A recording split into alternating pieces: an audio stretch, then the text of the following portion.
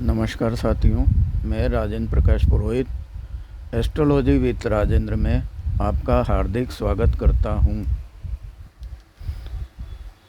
आज मैं मित्रों आपको ज्योतिष शास्त्र में कैसे जाने कि भाई बहनों की संख्या कितनी होगी। तो मित्रों आज मैं आपको समझाऊंगा कि कुंडली में भाई बहनों की संख्या कितनी होगी और कैसे विचार किया जाता है, किस भाव से विचार किया जाता है। तो कुंडली में तीसरा भाव जो होता है उससे विचार किया जाता है भाई बहनों की संख्या का।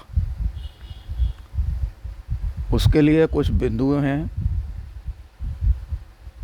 यानी कुछ ग्रह स्थितियां हैं, उसके द्वारा अपन समझेंगे कि भाई बहनों की संख्या कितनी होगी।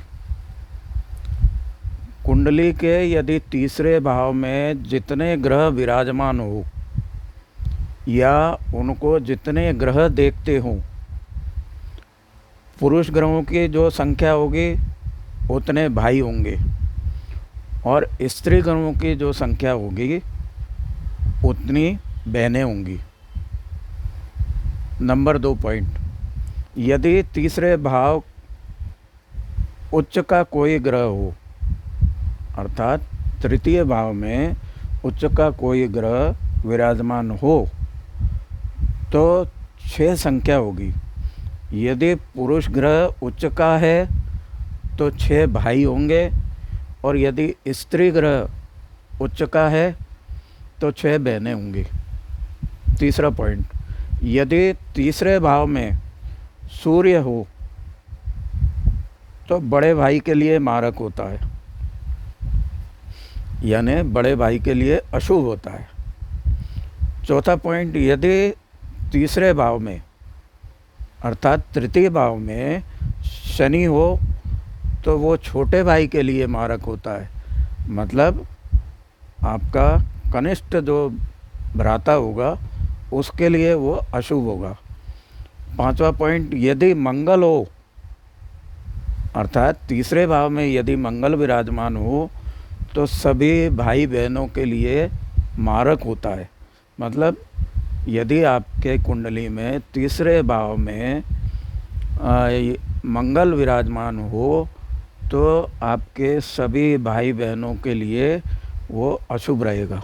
छठवा, यदि मंगल स्वग्रही और उच्च का हो तो इसमें कोई अशुभ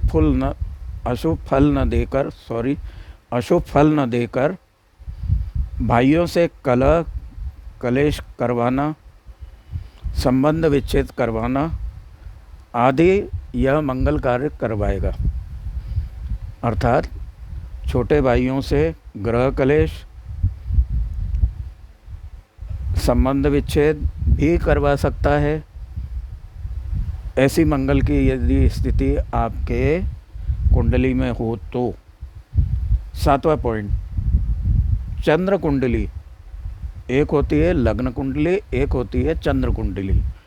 तो चंद्र कुंडली में यदि तीसरे भाव में मंगल हो तो 4 भाई होते हैं।